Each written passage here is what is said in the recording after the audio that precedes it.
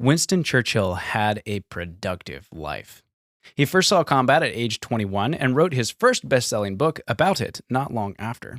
By 26, he had been elected to public office and would serve in government for the next 6.5 decades. He would write more than 10 million words and over 40 books, paint over 500 paintings, and give some 2,300 speeches in the course of his time on this planet. In between all of that, he managed to hold the positions of Minister of Defense, First Lord of the Admiralty, and, of course, Prime Minister of Britain, where he helped save the world from the Nazi menace. Then, to top it all off, he spent his twilight years fighting totalitarian communist menace. It is a pushing age, Churchill wrote his mother as a young man, and we must strive with the rest. It may well be that Winston Churchill was the greatest pusher in all of history. His life, now this is crazy, okay? His life spanned the final cavalry charge of the British Empire, which he witnessed as a young war correspondent in 1898, and ended well into the nuclear age, indeed the space age, both of which he helped usher in.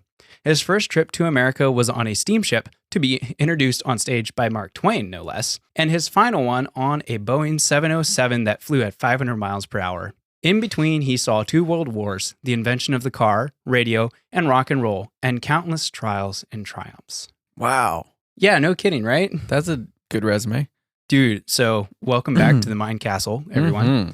That is an excerpt from Stillness is the Key book by Ryan Holiday, which I'm not sure I wholly recommend, but it's got some interesting little tidbits in here. And there's a section in here about Winston Churchill with, I think, perhaps some lessons we could learn. In the last episode, we were talking about what you call the MacGyver method, or using almost like our subconscious minds to work on problems. Mm-hmm.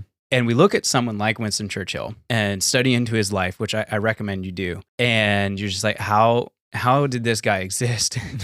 Like how did he do so much with his life? And what did it look like? And he was so sharp and so intelligent, and like his way with words. And he wrote all these incredible books, and just he tried a little bit of everything. How?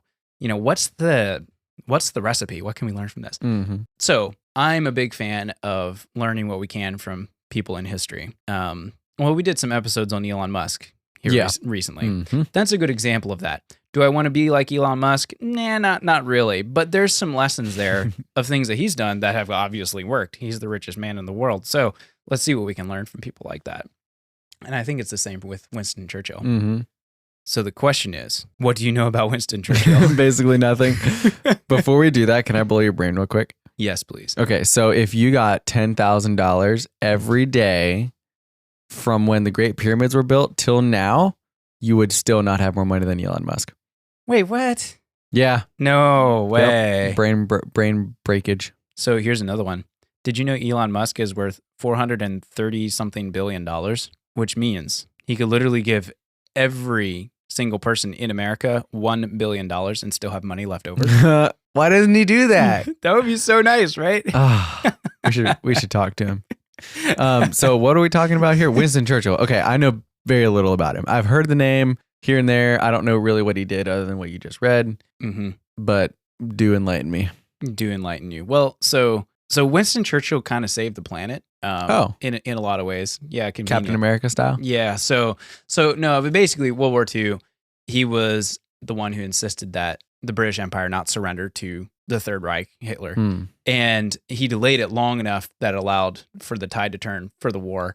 And Hitler was ultimately defeated. The Holocaust came to an end. All these bad things stopped happening. So, he had to stand up against a lot of odds when there was a lot of people saying, this isn't worth it. Let's just stop war, all those things, which war is horrible, all that. But the fact that he was able to see a path through and stick with it and lead an entire country through such a just brutal, just a horrible time. And there was quite a few years where it's like, we don't know how this is going to end. We could all die. And it kind of works out in the end for the British Empire, but there was definitely a period there where he had to just keep pushing through, regardless. And there's some lessons to be learned there in leadership, but also how does someone do as many things as he did in his life? I mean, just reading that first paragraph is like 10 million words. Yeah. Like, who writes 10 million words in their lifetime? Wait, how many words is that a day? Hold on. Let's do some math. lot. Hold on. All right. So 10 million words. Let's say he lived to When do people learn to write? Mm, Let's say age 10, you start yeah. writing. Oh, yeah. So let's say he had At 65 years of good years of writing, 65 maybe. Yeah. 10 million words, 65 years. Damn, that's a lot. Okay. Divided by, that's like 3,000 words every single week. His entire life, no breaks at all. And this is stuff that's like, we know about. That's just the stuff we know about. And that's starting when he's 10. Yeah, and that's starting when he's 10. So like if he started when he was 20, which is more likely, that means you would have it a lot. Like you would be publishing a new essay, a long new essay every single week your entire life from to like ever. Plus, like it's so much work. Oh my word. I can't imagine. How did you do that and be prime minister? Yeah, no kidding. Like, could you imagine just being like waking up some Friday and be like, man, I forgot to write my 3,000 words. Yeah, I guess I'll do it today. Exactly. And these aren't like to-do list kind of words. I mean, this is like stuff that we know about. This is like letters that we can go and read, important documents and newspapers and articles and essays and lectures. And that's kind of my question is, what were they mostly? Like, was it in contact between like him and other leaders? Was it like books? Like obviously he wrote some books and stuff, but like I'm guessing a lot of that was a part of his prime minister job. Oh yeah, it would have had, which makes sense. But you know how much work it is to write a speech as a prime minister of the greatest empire on the planet? A lot, and he did 2,300 of them. Hold it, dude. I wish I could do that. That's so stressful. You know how many speeches you would have to be giving speeches like endlessly to get 2,300 speeches in your career? Like how long's your career? 30 years? Yeah. Like you'd be giving speeches left 40. and right. That's like, how many is that a year? That's a lot of speeches a year. Well, and especially if you keep in mind how influential he was. Oh. Like you better know what you believe and you better believe it. Uh-huh. So if you had a career of 30 years and you did 2,300 speeches in that career. It's a lot of weekends. That's 75 speeches every single year. Whoa. That's more than one a week. Yeah. And you got to write it from scratch. And if you're prime minister or in government, it's not just like a high school play. Like this is going in the public record. You want to make sure it's right. Yeah. I'm sure he had help, but like that is stressful. How does someone sustain that and not crash and burn? That's my big question. Maybe for a short period of time, you can publish, however many thousands of words every week and do all these speeches and do all the painting. He was a painter and all this other stuff. That's cool. Maybe for a short time, but he did this in his whole life. And he lived through some of the greatest changes in the world and was like center stage for a lot of them. How does that even happen? So when did he live? Like I'm trying to place him in history. Ooh, good question. You know what? We're gonna need Google on this one. I'm not Siri, sure. When did Winston Churchill live? Oh, hold up. All right, so this is the moment where you're hosts. Winston Churchill was born in 1870 and died January 1965. My mic isn't picking that up. Okay, so Winston he was Churchill like 90. Lived from 1874 to 1965. Ha! Apple beats Google. Get wrecked. I don't use Google, by the way. Oh yeah. This is a separate topic. Don't use Google. They track and steal all your data and sell it to people. That's not nice. Wow, man. He was old. He was old. He died by a stroke. Wow. Yeah, he was really old. So this guy... And he had 5 kids. Ooh, his parents were lords. Lord Randolph and Lady Randolph. That's pretty awesome. That is cool. That is pretty cool. I'm going to name myself Lord when I have children someday. No, you cool. can't just name yourself that. No. You got to actually be a Lord. But like, okay, so here's the other thing is his travel. The guy traveled extensively. So Cuba, India, and Sudan, all that in a 4-year window in the late 1800s because he was like a journalist and stuff. I mean, like, who does this? And then he ends up in South Africa for a while, and then he comes back and is part of the government for a while, and then he gets kicked out of the government for a while, and then he gets involved with World War I for a while, and then gets kicked out of that. And like, the guy is just everywhere. Wow. How does someone do this? Now, okay, this is not turning into a history podcast. I promise you. There are lessons here. And I just started reading through this, and I got a biography about him, just trying to understand this guy, and hopefully we can pull some stuff out of this. So we're going to keep going. Oh, I thought we were just going to end it there and leave everybody hanging. Oh, yeah. Do we want to end it? Cliffhanger. So here we go. So after reading that whole chunk on like all the changes he witnessed, all the things that he did, the book continues this. Is there stillness to be found here? Can someone that active, so Herculean in their labors, who embrace so much strife and stress, ever be described as still or at peace? Strangely, yes. As Paul Johnson, one of Churchill's best biographers, which Paul Johnson's biography of Churchill is fantastic. It's pretty short, really good. Get it. It's available on audio and so forth. One of Churchill's best biographers would write, quoting Johnson, "The balance he maintained between flat-out work and creative and restorative leisure is worth study by anyone holding a top position." Johnson, as a 17-year-old, decades before his own career as a writer, met Churchill on the street and shouted to him, "Sir, to what do you attribute your success in life?" So this is that same biographer actually met him. I'm assuming this is during the war. Yells out, "Sir, to what do you attribute your success in life?" Immediately, Churchill replied, "Conservation of energy." I love that. Conservation of energy. Never stand up when you can sit down, and never sit down when you can lie down. Oh, I like that. Isn't that so good? I just love it. He's got me sold already. But it's true when you're performing at that level. Yeah. You really got to watch your energy levels. So to continue, Churchill conserved his energy so that he never shirked from a task or backed down from a challenge. So that for all this work and pushing, he never burned himself out or snuffed out the spark of joy that made life worth living. Indeed, in addition to the importance of hard work, Johnson said the other 4 lessons from Churchill's remarkable life were to aim high, to never allow mistakes or criticisms to get you down, to waste no energy on grudges, and to make room for joy. I like every one of those. That's good stuff. Yeah, can you read those again? So the 4 things, this is his biographer now saying this, is to aim high, to never allow mistakes or criticisms to get you down, to waste no energy on grudges or infighting, and to make room for joy. Gotcha. And to continue on, even during the war, I think they're referring to World War II here, Churchill never lost his sense of humor, never lost sight of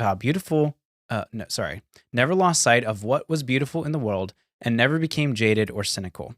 Which is a really good point because he had a lot of enemies throughout his life. This is just incredible. I really like that.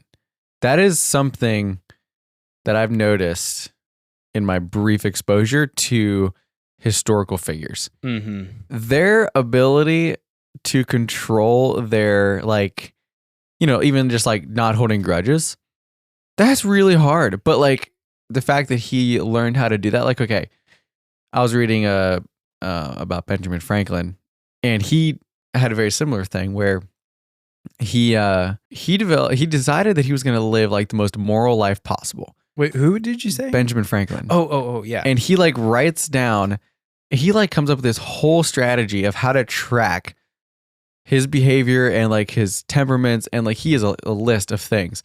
And he goes for years until eventually he gets to the point where he has completely removed those habits, like almost 100% from his life.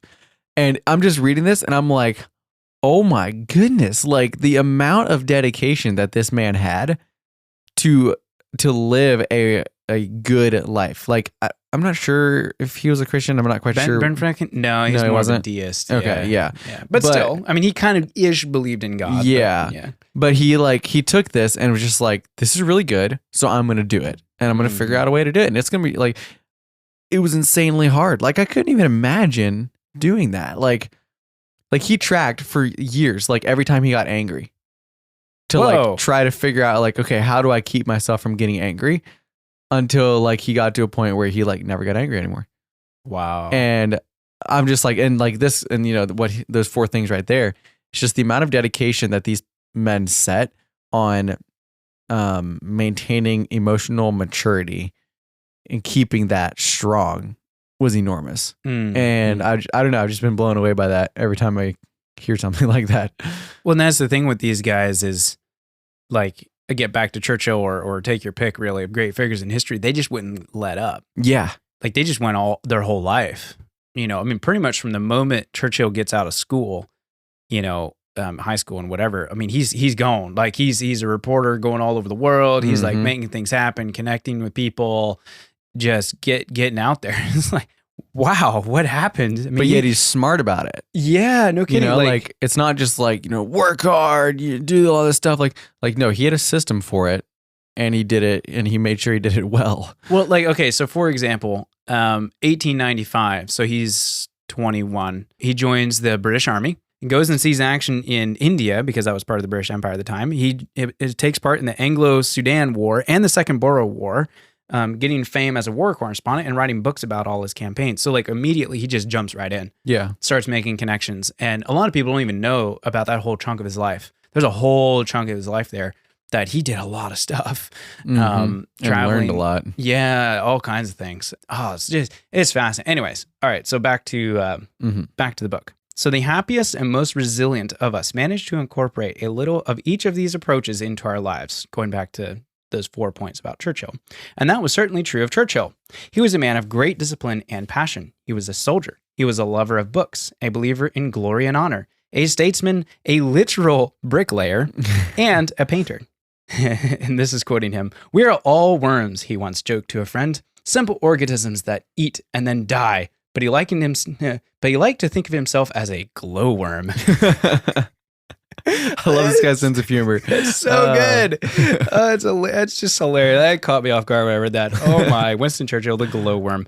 So in addition to his impressive mental abilities and spiritual strength, Churchill was also an unexpected, given his portly frame, a master of the third and final domain of stillness, the physical one, which is interesting because he was kind of, not in super physical condition. Few would have predicted he would distinguish himself here. Born with a frail constitution, Churchill complained as a young man that he was, quote, "cursed with so feeble a body that I can hardly support the fatigues of the day."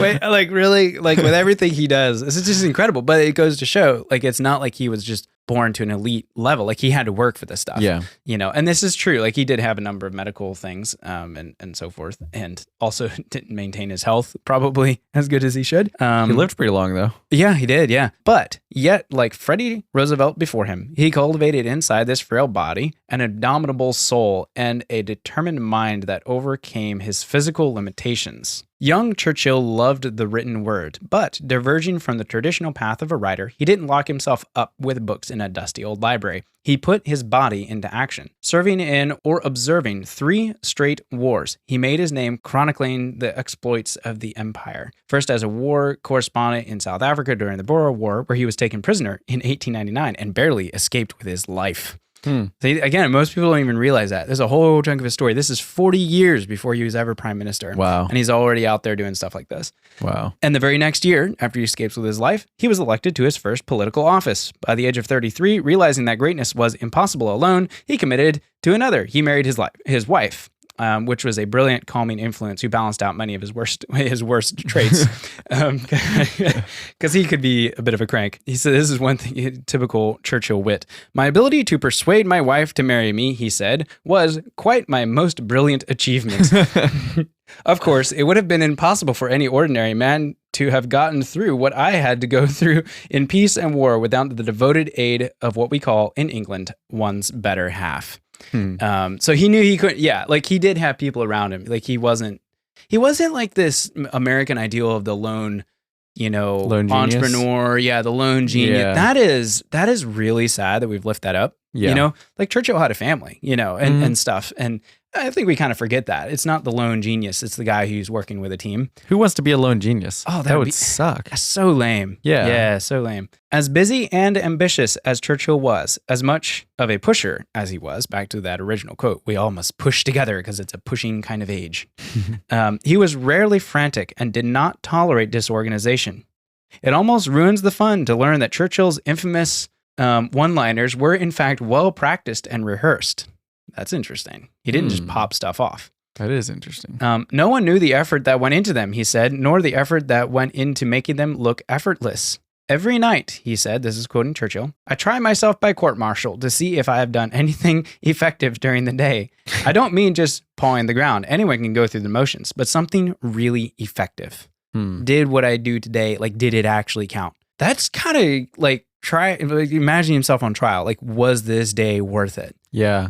Ooh, ouch. If a lot of us did that every night, we would live better lives. Yeah. I know. And everybody can do that. That's the thing. Huh. there's something about in his brain where he's just like, every minute has got to count here. Yeah. Not in the hustle kind of culture, but like, I've only got one life. I'm going to live it as much as I can. Mhm. I'm going to try to make a positive difference. Now, I don't think this guy was a Christian or anything like that. So the difference he made was obviously just in the physical world, and his legacy is not perfect. There's some things he did definitely that were not good, but that's not what we're trying to get in here. Right.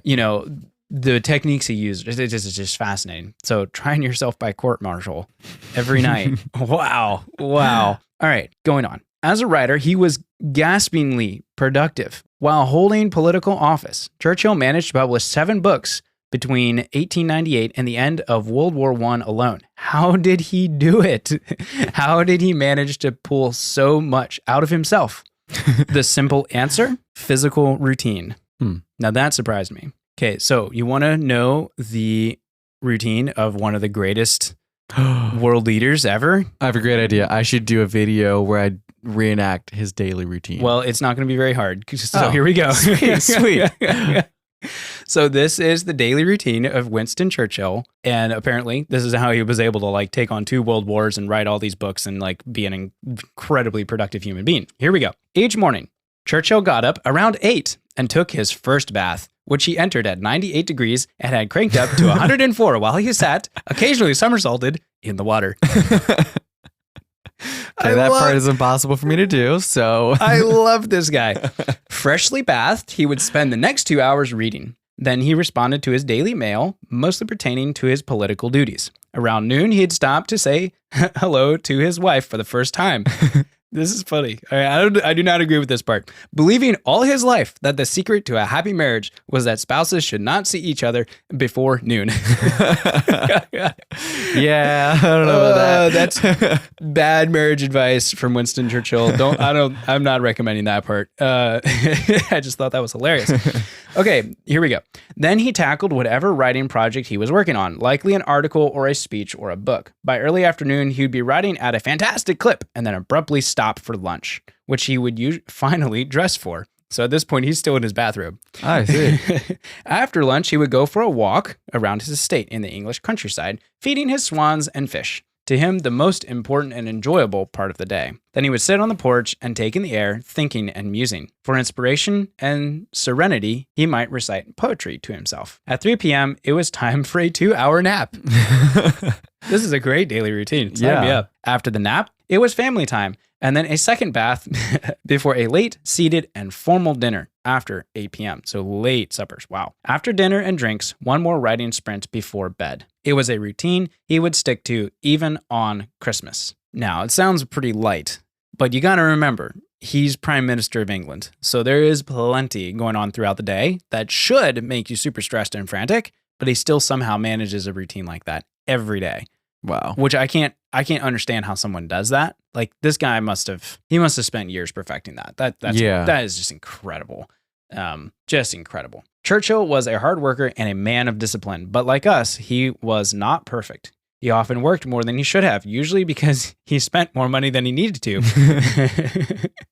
He was prone to overcommit. He also had a tendency for gambling, which is not good.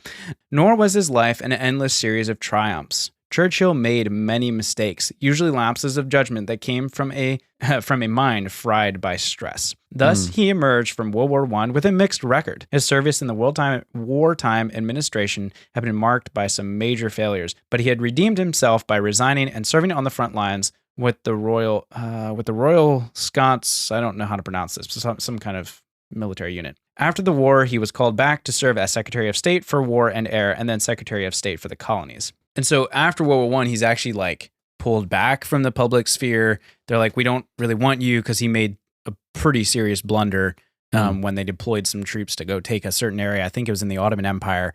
And like they all got wiped out. It was a horrible, horrible disaster. And they like blamed him, which is kind of true. It was kind of his fault.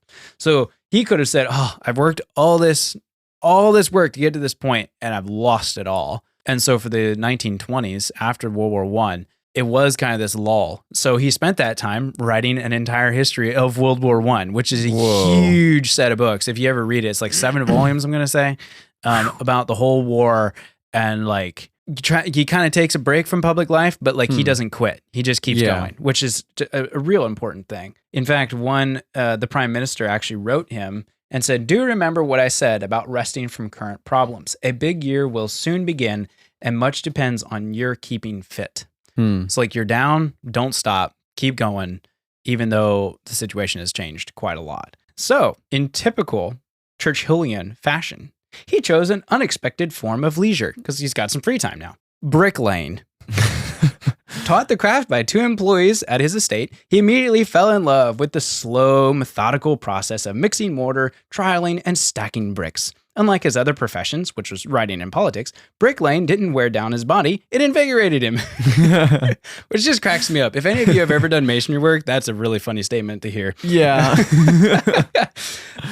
It got to the point where he could lay as many as 90 bricks in an hour. As he wrote to the prime minister, like this is crazy. He's like writing to the prime minister during this kind of lull period. He writes to the prime minister, "I had a delightful month building a cottage and dictating a book. 200 bricks and 2,000 words a day." Hold it. Wow. I mean, what a boss. Like he's just lost. He just got pulled from the public sphere. People hate him. He made serious mistakes. And he's like, no big deal. I'm going back to my state and I'm going to learn how to lay bricks. And I'm going to make the most of this. And I'm going to give myself some space to recollect my life. That's really, that's pretty neat. A friend observed how good it was for Churchill to get down on the ground and interact with the earth. And this was also a time where he spent a lot more hours with his family. You know, like he was making the most of it, I think is the point we're trying to get here. So now that he's a bricklayer, it keeps going. A dark moment in World War I, again, this is right around the time he gets pulled out of public life, had inspired another hobby, oil painting. This is so wild. He was given a small kit of paints and brushes that were for the young children to play with. But he ends up writing a book about it. He ends up, working, becoming a painter. And this is something he says: "The cultivation of a hobby and new forms of interest is therefore a policy of first importance to a public man. To be really happy and really safe, one ought to have at least 2 or 3 hobbies, and they must all be real." He's got a really good point. Yeah. Churchill was not a particularly good painter. His bricklaying was often corrected by professionals too. Even a glance at his pictures reveals how much he enjoyed himself as he worked. It's palpable in the brush strokes. "Just to paint is great fun," he would say. "The colors are lovely to look at and delicious to squeeze out." He squeezed the paint out of the tubes.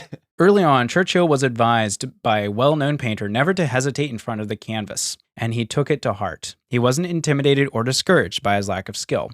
I think that's like the important thing. Like he's trying stuff. He's just kind of in a phase of life where he's just trying stuff. He's like, all right, well, I'll spend more time with my family. I'll write some books. I'll learn to paint. I'll learn to be a bricklayer. He didn't hesitate. He's like, let's just try it. What could go wrong? I think, man, there's a lot of lessons here, like from something like this. Well, yeah, that's what I was thinking about. Like, I think, so like having points of like, here's what he did, here's something he tried to do, like, this was important to him is really good. But just reading his life and watching how he lived is almost better than that. Yeah. Of like, what are these 6 points of blah, blah, blah.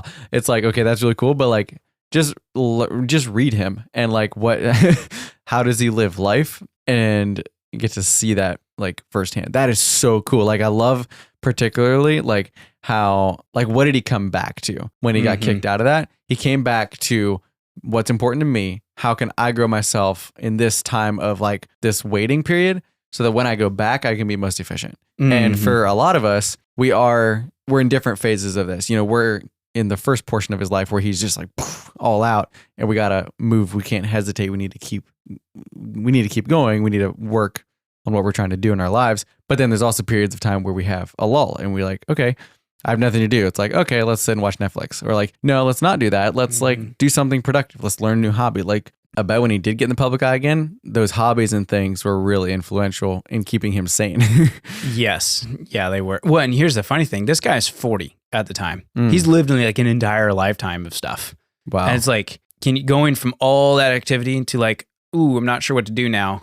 Yeah. Can actually really derail people. Oh, yeah. Well, and think about, too, like the level of trauma and stuff that he would have had from all those wars. Like, oof, yeah. Man, that solo time to come to peace with all of that and like Yeah, that's really huge. Yeah. Yeah. So this is what he said, going back to his painting endeavors. To quote Churchill, "This heightened sense of observation of nature is one of the chief delights that has come to me through trying to paint." End quote. And then going back to the book. He had lived for 40 years on planet Earth, consumed by his work and his ambition, but through painting, his perspective and perception grew much sharper. Forced to slow down, to set up his easel, to mix his paints, to wait for them to dry, he saw things that he would have previously blown right past. I mean, this is an ambitious fella. Like, he's moving, he's not paying attention. And then, no, actually, slow down. This was a skill that he actively cultivated, increasing his mental awareness by way of physical exercises. Churchill started going to museums to look at paintings. Then he'd wait a day and try to recreate them from memory. Ooh, that's a good idea. Wow. No kidding. Wow. Or he would try to capture a landscape he had seen after he had left it. This was similar to his habit of reciting poetry aloud, like stretching the brain. So instead of setting up your canvas right where the landscape is and paint it right there, you look at it and then leave and then try to paint it. Oof, that sounds fun. Okay, so then in 1929, he gets fully and truly kicked out of the government, and he spends a decade in what they call exile. And that's where he took up a lot of other things. But he starts seeing kind of what's going on in the rest of the world, and like there's a lot of things that need help. And there's a whole lot of his story in here of this waiting period where he can kind of see where things are going with Hitler and fascism, and it's not going in a good direction, but the government in Britain is like, no, let's just ignore it. And he's kind of waiting for that moment when he can get back in. And wildly enough, he used the written word a lot. He kept his connections and so forth. And he comes back into government. He gets back in and then begins like the real part of his life that we all know Winston Churchill for, and that's leading the country through a world war and incredible lessons in leadership. Again, he didn't do everything perfect, but he did. Wow. This is where his like really famous speeches and writings are most well known. But we got to remember, he had 50 years. Yeah. Even more of preparation and time and honing his craft and trying things and picking up hobbies and all this stuff that's like, we just kind of blow right past that and think of only the end product of all this amazing things he did in leading a country through war. There's a lot more going on here. Yeah, it's really something. So it says here, Churchill basically became a workhorse from the day Britain declared war on Germany in 1939 until the end of the war in mid-1945. They literally had a special suit designed for him that he could wear and sleep in. And he was pretty out of balance. So, for example, he was out of balance in those years, working 110-hour weeks and hardly ever still, which is crazy. But he had also had all this prep time to go into it as well. It has been estimated that he traveled 110,000 miles by air, sea, and car between 1940 and 1943 alone. Hold it. That's like halfway to the moon. During the war, it was said that Churchill kept, quote, less schedule than a forest fire and less peace than a hurricane. So his daily schedule kind of got booted out. It looks like. I'm guessing it did. But again, just going back to he never got like super stressed and frazzled through it all, which is just like, how did he do that? You're at world war, how does he do this? He didn't have much time to paint during the war and not many chances to be out in nature. But when he got the chances, he certainly did. He did do some paintings during the war, which is really interesting. It is unlikely that any single individual has ever done more to save or advance the notions sacred to Eastern or Western civilization. That's this guy's opinion. I don't know. I mean, people debate that. But yeah, it's like he had all this prep time. And he got really good at what he was doing. And when that moment came, he stepped up and just, in the words of the world, at least, knocked it right out of the park. He saved his country, and they survived the war, and England exists today, which is because probably good, and things. Wow. That's so cool. And after the war is over, what does he do? He sits down and writes his history of World War II, which I have it on my shelf back home. It's like that thick. It's huge. It's like 9 volumes or something, each like 500 pages. Wow. And then just kept going. Like he just wouldn't. He just doesn't stop. It sounds like. No, he just doesn't stop. We see pictures of him painting all around the world. In all, he had some 550 paintings in his lifetime. But there's wow. Okay, so he had 55 years in Parliament, 31 years as a minister, and 9 years as prime minister. So he had an incredibly full life. He gets pushed out of government again. kind of goes off, does his own thing in his later years in life, and continues his painting and writing and other public service things that he does. And as he's getting old, I think it was like 90 or whatever, when he's getting really old, Churchill's last words. This is his last words. "The journey has been enjoyable and well worth making once." Oh, wow. I like that. That's I needed to like get a quote of that and put it on my door. isn't it so good? Like, he just had so many one-liners. It's so good. He probably spent, hours and hours crafting that one-liner. Probably. But like, that's his last words. and it very much confirms what his life was like. Okay, so what well can we pull from this? There's so many. I mean, okay, let me just read this part yet. "If we are to be half as productive as Churchill and manage to capture the same joy and zest and stillness that defined his life," I love that, the joy, zest, and stillness, despite him living through 2 world wars. Yeah, no kidding. And traveling, like all the craziness that he went through. There are traits that we will need to cultivate. And this is kind of the bullet points he pulls from his life. Rise above our physical limitations. He was born he had a lot of physical issues. Find hobbies that are restful and replenish us. Develop a disciplined routine. Spend time outdoors. Seek solitude. Learn to sit, to do nothing when called for. Like, that whole thing, don't expend energy. Oh, yeah. Don't be standing when you can sit down. Conservation of energy is the key to getting it all done. Yeah. Get enough sleep. Commit to causes bigger than ourselves. He didn't spend a lot of time on stuff that was frivolous, I guess you could say. Take care of yourself, really, is the key. Like, that's it's a whole chapter in the book. We skipped a whole bunch of stuff, but I found that really interesting and helpful. There's he's a human, he's not perfect, but the balance that we see there between service for things bigger than himself, the hobbies, the quietness he invested in his life, not getting stressed and fragmented, which I'm sure there were moments where he was, but right, yeah. That's not something we think of. When we think of Winston Churchill, it's like put together. He's not getting all torn to bits by all the chaos. And really, especially the preparation phase. Yeah. That's critical because that was a lot of his life. It's like 40 years. And if he hadn't spent that well, been rough. Spend your time well. Like back to the prime minister writing him that letter. It's like, take care of yourself because the year is coming soon and you need to be fit for it. Yeah. And for each of you out there that are kind of in that waiting phase, it's like, I'm not really sure. Well, go ahead and make sure you're fit for it. Cause when the call comes, it's not going to wait around for you to get ready. And you're not going to get it twice probably. Yeah. No, but his last words are just so good. Yeah. I love that. Once. Wow. So there's a lot of stuff we could say about Winston Churchill. I found his life very interesting, but the journey has been enjoyable and well worth making once. So that's awesome. Good stuff. All right. So that's all I have on Winston Churchill. This is a bit of a different episode than what we normally do, but I found that intriguing. Hopefully you all found a few lessons in there. And again, not lifting him up and say that we should all be like this guy, because he definitely made his fair share of mistakes, quite a few mistakes actually. But there's lessons to be learned.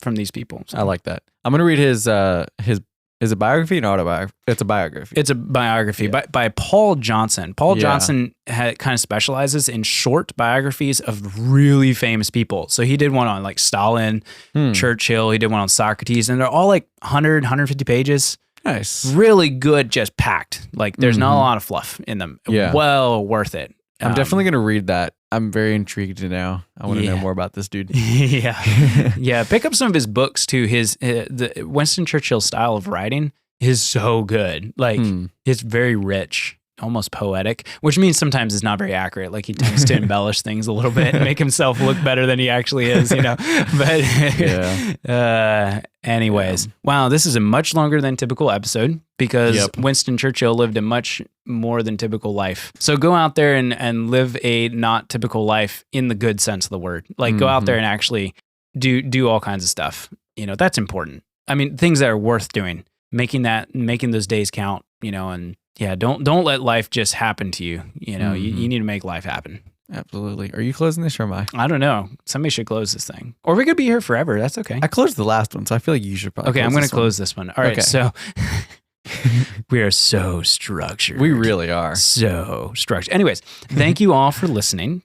Hope you enjoyed it. Love to hear your feedback. Leaving a rating or a comment is actually really helpful for this podcast and lets more people hear our lovely voices in their ears, as Austin says. And you can obviously find us on the internet, austintrock.com, reagantrock.com, where you can find all our good stuff. We're also on YouTube because we make videos, which is fun. Oh, yeah. Oh, and if you're interested in the books that we're reading, because today we reviewed a book, or kind right. of a small section of a book that I had read.